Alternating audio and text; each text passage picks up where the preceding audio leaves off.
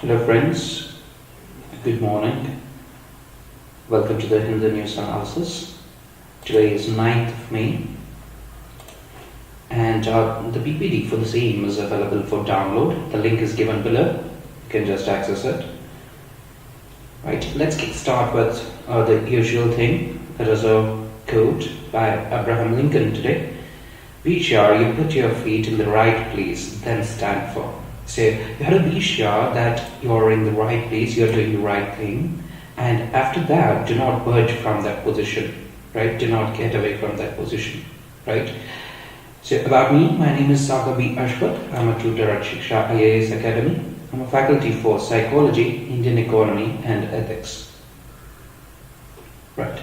So what do we have in store today? So the first one is the editorial. It deals with for a fair trial. What does it speak of? So the Supreme Court has taken a decision whereby it will be moving a case out of the Jammu Kashmir High Court to a different court. Why? Because the environment is not conducive for carrying out the trial, which would be fair in nature. For that reason, there's an editorial. So we'll be looking into, does the Supreme Court has this power, or is it only the Supreme Court which enjoys this power? Right? That will be about this article. And then there is this Age of Putin. This is completely related to politics of Russia. So I would not delve too much into it. There's no point in studying too much into it. Right? And then you have this one, India's neighborhood policy. Right? Resetting India's neighborhood. So this lead specifically speaks about how India is dealing with China, how its position has changed over time with respect to China, and also with respect to Nepal, how India has changed its position. We have had rather a confrontation, or rather a sort of confrontation with both these nations in the recent past. On the other hand, we have Pakistan, and with Pakistan, how are we dealing? So we have some problems with Pakistan, outstanding issues with Pakistan. While we are able to move closer to China and Nepal, it's not the case with Pakistan. So we'll see why it's not possible and what are the prospects in the coming future.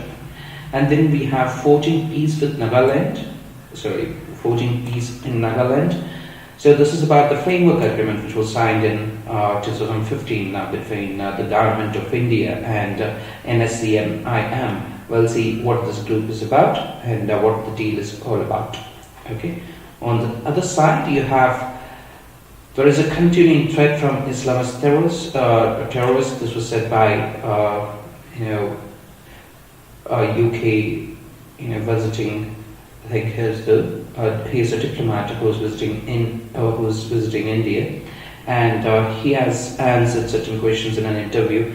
And I don't think it's important for you to go through this. There's a mention of FATF, Financial Action Task Force, by him, and where Pakistan was put into the grey list, where Pakistan has not taken enough measure to curtail the funding which was flowing to the terrorist organizations. For that reason, they were in the grey watch list.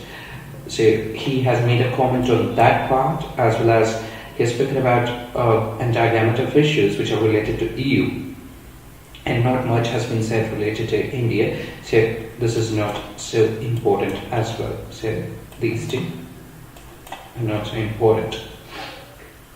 Okay, right.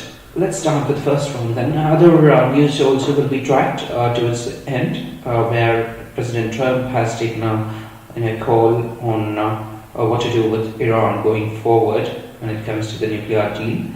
So that will be talked about towards the end. Okay. The first topic now is for a free trial. So this is related to a case of abduction and gang rape of an 8-year-old in the Katha district in Jammu and Kashmir, where the case is being heard in Jammu and Kashmir High Court. The Supreme Court has said that it should be made clear that you have to ensure, it is a duty of the Supreme Court to ensure a free trial. For that matter, any judiciary organ, so that would be the duty.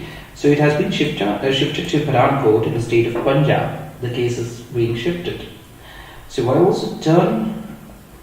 Because one reason is that the entire incident, though horrific in nature, has been seen from the sectarian lines.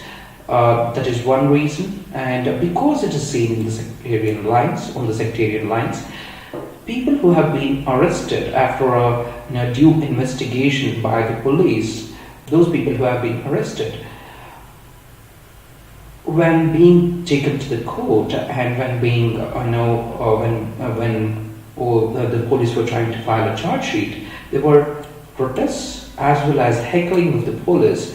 The Supreme Court made note of these incidents and said that the atmosphere is rather vicious for a free and a fair trial to be conducted within the Jammu and Kashmir High Court premises or the entire state itself.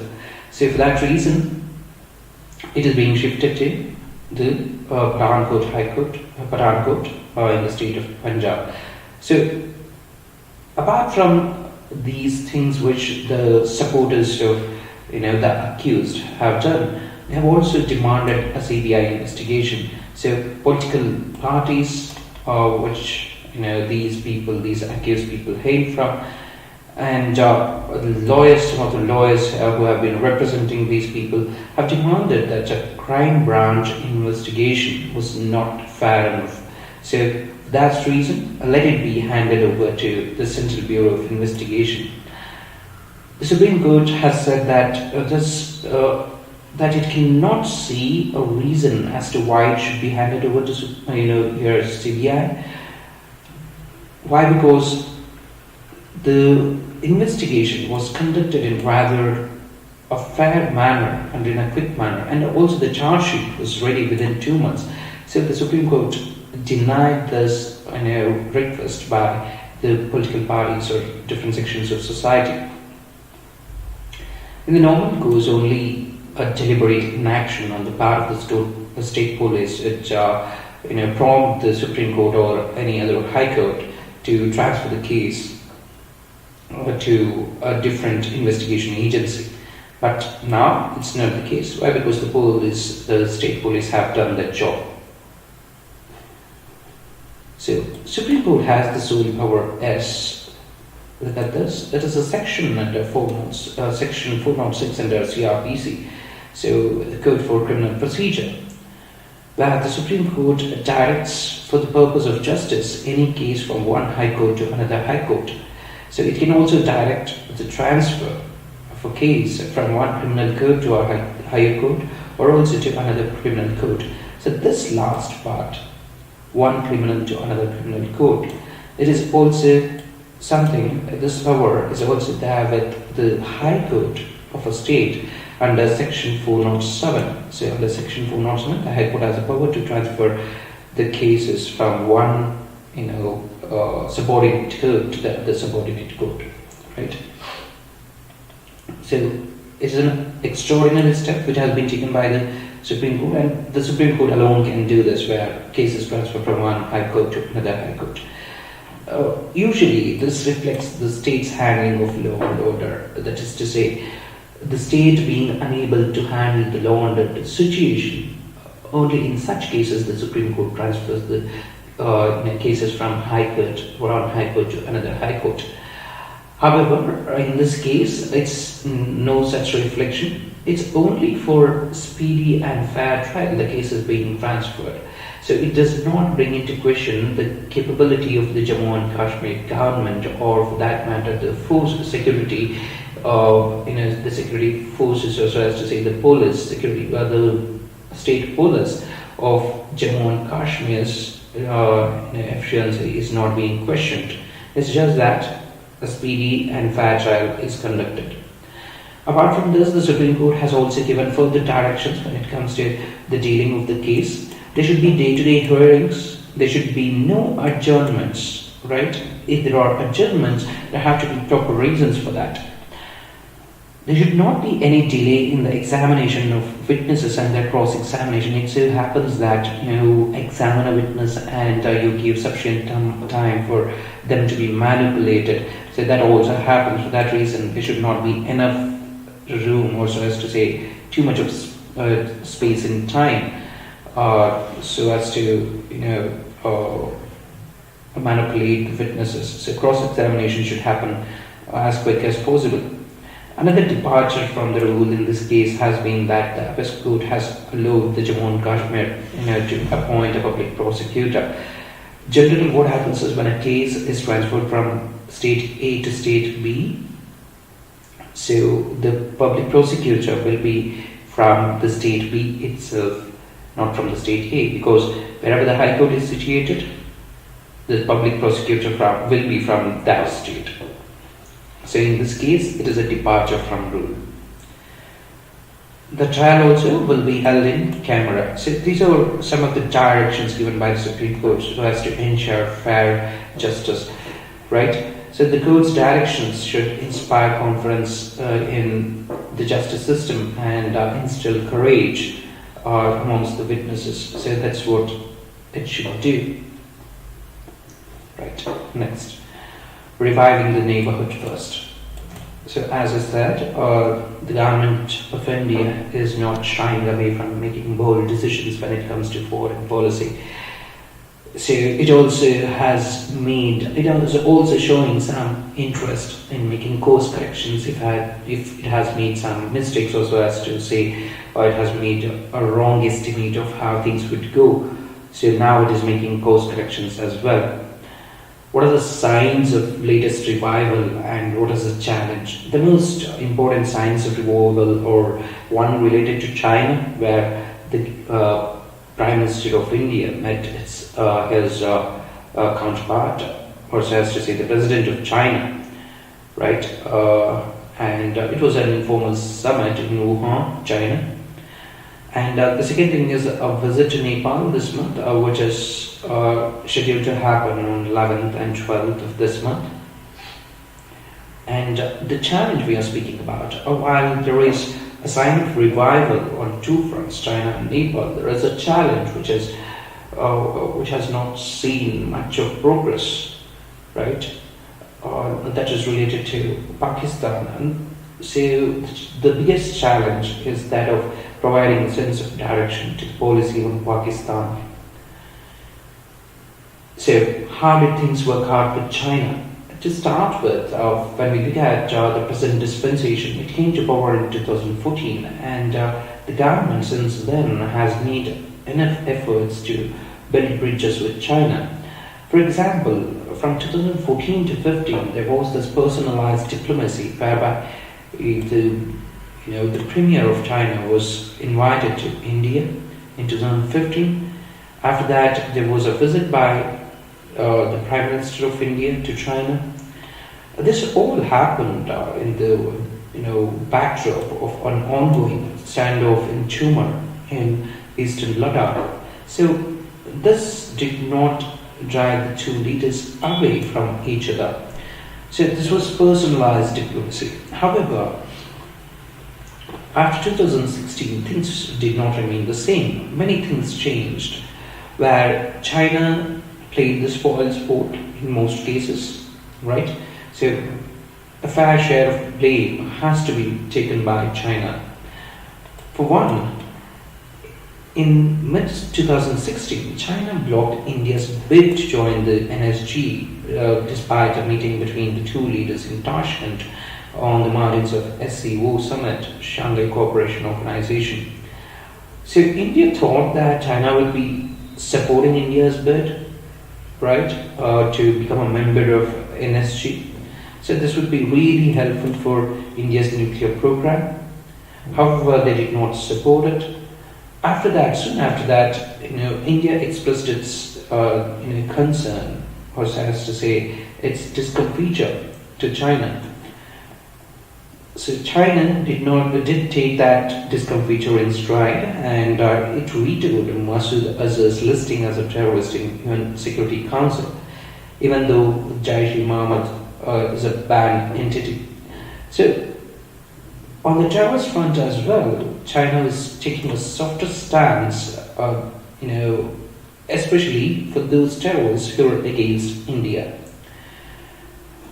Thirdly, hydrological data sharing stopped amid reports of diversion of Brahmaputra rivers, and India retaliated in a way. And then standoff at Take Plum last year and the accompanying rhetoric. What is this about?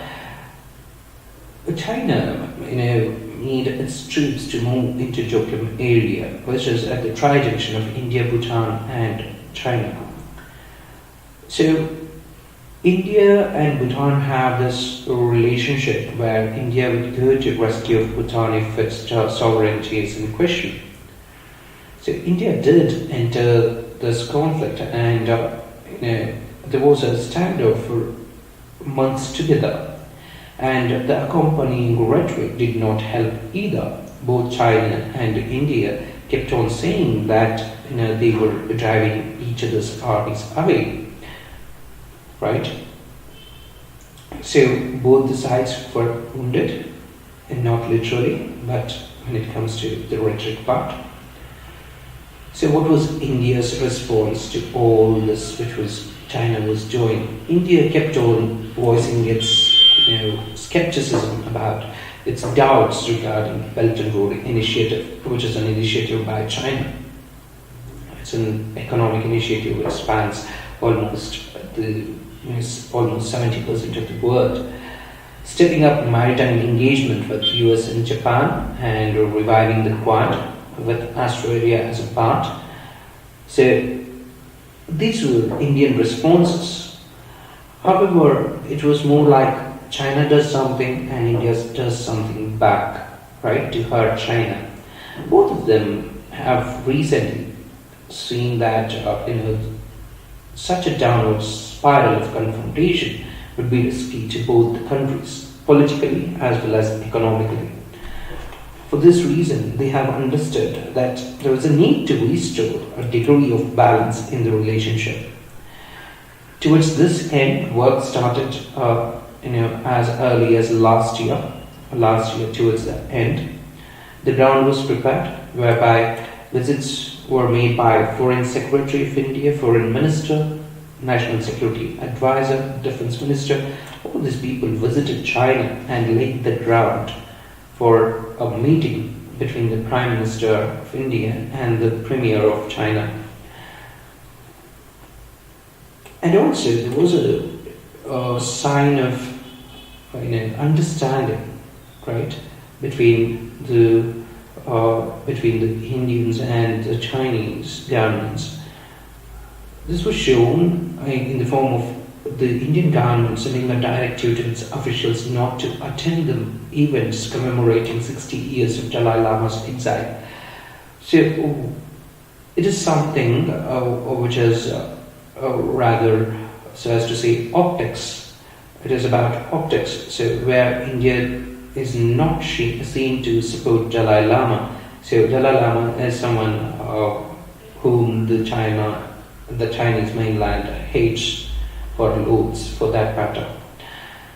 Secondly, declined Australia's intent to join Malabar naval exercise. So Australia said that it intends to join the naval exercise, but India said, no, you can't do this now, right?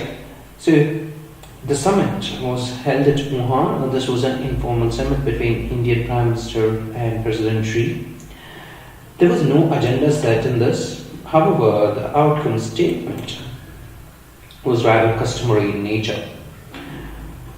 It said that army would improve communications, and it would improve the understanding between each other's armies, so that confrontations would be as less as possible, standoffs would be less frequent. Secondly, they agreed to undertake a joint project in Afghanistan. So this shows that they are ready to work together and make this century an Asian century. It also said that there will be no softening of Chinese position on energy, so as to say the meeting did probably involve the issues of energy and the BRI. But the outcome statement did not speak about it. So it looks like both the Chinese and India have not soften their position on these two critical issues. Right. Next is about Nepal. So 2014 had generated a considerable goodwill with PM's visit to Nepal, but India soon after displayed its discomfiture or unhappiness with Nepal's new constitution. While not enough was done with respect to the Madheshi people, or people who are closely related to India, and India supported Madheshis quite vociferously. This created a sort of ill will amongst the Nepalis towards Indians. So this also led to an economic blockade, and because Nepal passed this constitution, India was not happy, and India had imposed a blockade. This caused disruption of supplies of essential items such as LPG, petroleum products, and medicines, and this actually led to an anti-India sentiment. It spread like wildfire. And KP Oli, who was in the opposition then, effectively exploited this anti-India sentiment and won a decisive victory, right? Electoral victory just last year. Of course, Delhi was not happy with someone who has fed on anti-India sentiments and has come to power. However, India also understood that such past misunderstandings, if left to fester, would only be disastrous to India in the long run. So a new beginning started, a new beginning was made. Phone calls were exchanged between the leaders of the two countries. Foreign ministers visited Kathmandu, and she visited Kathmandu even before Mr. Oli was sworn in as Prime Minister to convey the congratulations. So this is a very, very important, where you show that gratitude, or so as to say, you show that this interest in the festivities, also as to say the culture. So this is more like tractor diplomacy. So there is no agenda set, but just you make a visit, right, as a sign of respect. So an invitation from Modi to visit India, to which Mr. Oli has responded positively, probably because the foreign minister made a visit.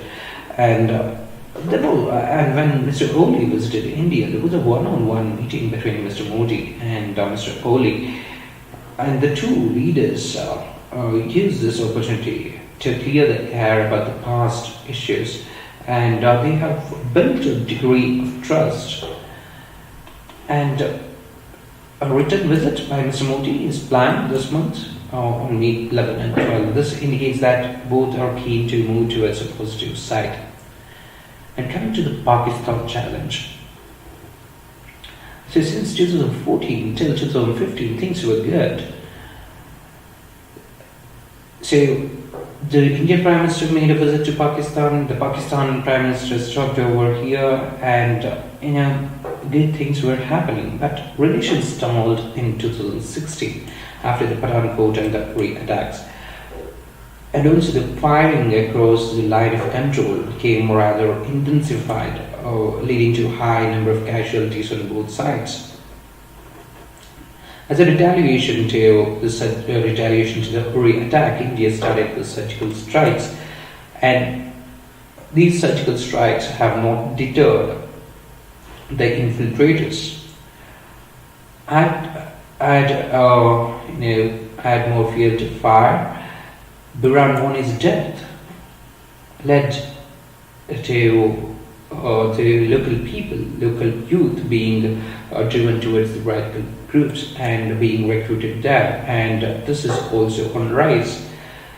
India has also successfully started the SAARC Summit, South Asian Association for Regional Cooperation Summit, since 2016, and India has also been successful in alienating Pakistan by criticizing Pakistan and also having other leaders criticize Pakistan as well. This has brought some sense of satisfaction to India. So Mr. Shah's tweets are of a point or a point to note here. What are the limits of isolating Pakistan? So there is only so much limit as you can go when it comes to alienation of your neighbor. Mr. Sharif, who was rather close to India, so as to say, he had this notion, or so as to say, he believed that peace could be possible between India and Pakistan. However, this person, Mr. Sharif, Nawaz Sharif, is out of office now. And, the Supreme Court has also said that he may not be coming back to politics forever. Given this situation, the Pakistan army is all ready to take over the political mantle. If that should happen, it is imperative for India to improve the relations with Pakistan. Why? Because the army would not have such a soft stance as a civilian government would. So this problem we do have. For that reason, starting to build bridges with Pakistan is essential. The resumption of stalled track to Nimrana dialogue last month in Islamabad indicates that a shift may be likely. Pakistan realizes that the time frame for a shift is limited because even India is going to polls next year, so obviously there would not be much time to get out something which is material in nature. So forward movement would be possible if issues flagged by India are taken up by Pakistan leadership. So these could be related to Lashkar-e-Taiba, Jaish-e-Mohammed, so curbing their activities, the Kulbhushan Jadhav case, or the forward movement of 2611 trials.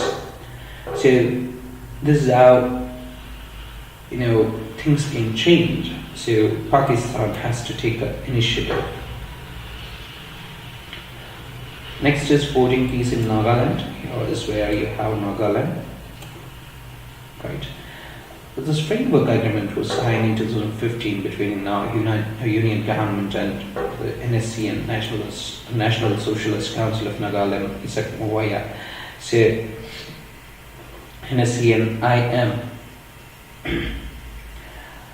So this was a militant group which was fighting and which is fighting for a separate Naga area or a Naga limb where the Naga tribe, the Naga people, the Nagas are spread across Manipur, Assam and also Arunachal Pradesh, right? In these areas you have the Naga people. What it intends to do is wherever you have Naga majority in these neighboring states, this has to be included into the greater Naga land. So that's what NSC wants.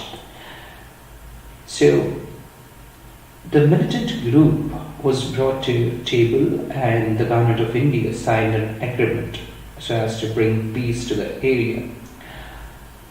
This had raised expectations amongst the Naga people and also it raised apprehensions amongst the neighboring Assam, Arunachal Pradesh and Manipur states. This is why, because the boundaries were drawn after due consideration when they were drawn. But now it would be absolutely discomforting for any state for that matter if the boundaries were redrawn, right? So this is one issue. The other issue is that some of the Naga leaders or some of the Nagas are very worried about the secrecy around the framework agreement. What is essential is that the framework agreement terms ought to be put out in public and they need to be discussed and debated. And most in Nagaland are not happy with NSC and IM because it is led by Thankil Naga, he's from Manipur. So they are not happy with that person leading the NSC and IM. And also, it's not the only reason. The NSC and IM has used gun silence its detractors who want to move away from NSC and IM. They have been, shot down, or threats have been used, and it was also involved in large-scale extortion, and it has imposed a diktat on Nagas. So we have all these problems. However, NSC and IM is an organization which has considerable support, for it has set its goal of having an honorable settlement for the Naga people from the government of India. That is why it enjoys considerable support. Right. The next topic is Meghalaya says no to citizenship bill.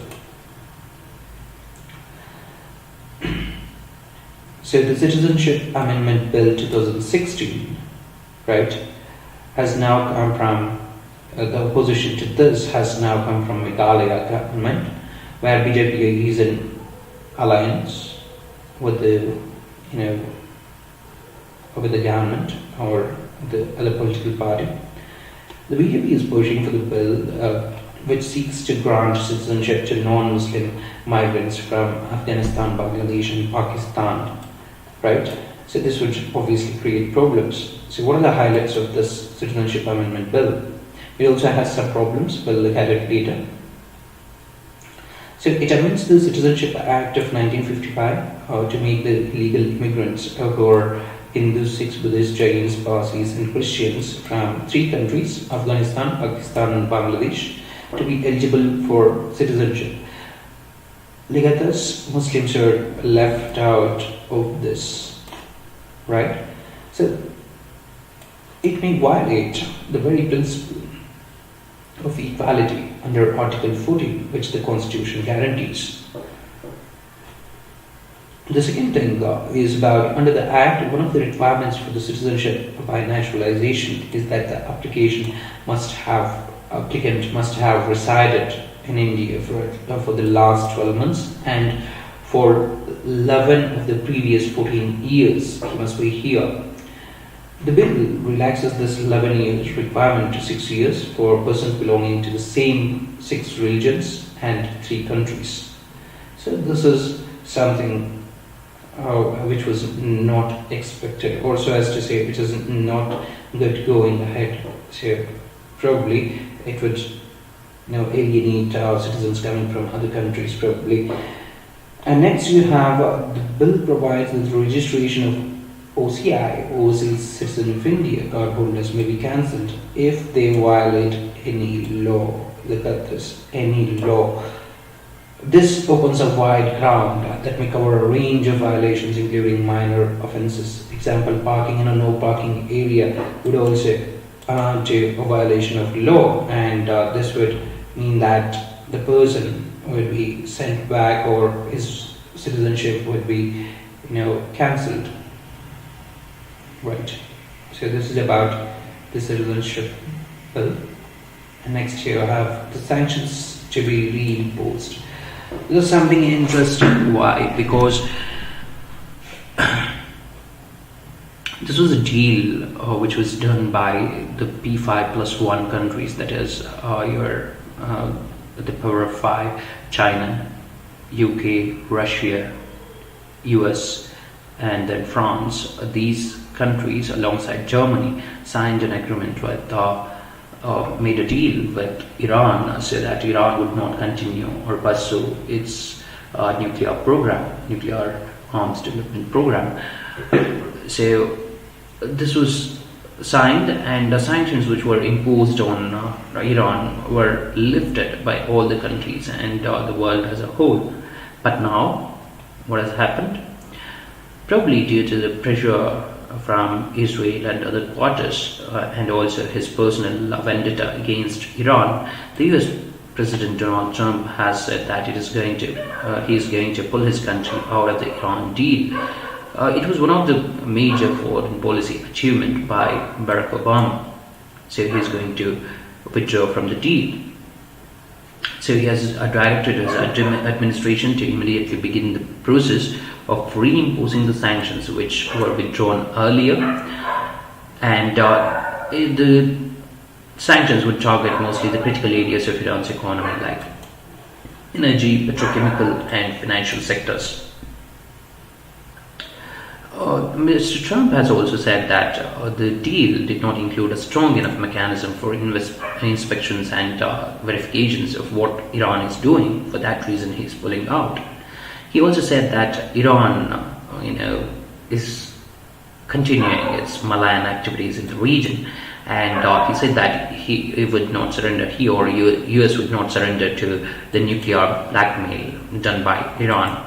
And he also says that it would pose the entire deal is rather too lenient towards Iran, and this would pose a threat of arms race to the world. So this is not a good thing. That's what he says.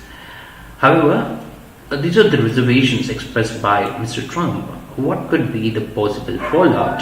None of the other people, other countries who were a part of the deal, who signed the deal, are not happy with US. The allies, France, Germany and United Kingdom, who are considered to be allies of US, they are not happy, and this could strain the relationship with these countries. On the other hand, China and Russia, as you know, are on the other side of the coin. They are already not happy with US for various reasons, and this could only exacerbate the relationship between these three countries, and all this would finally lead to more instability in West Asia. I'm sure there will be an editorial on this part, or we'll be dealing in detail regarding this when the editorial does come in. Alright, thank you, have a nice day, and do remember to upvote it so that we can reach to the wider audience. Right, thank you.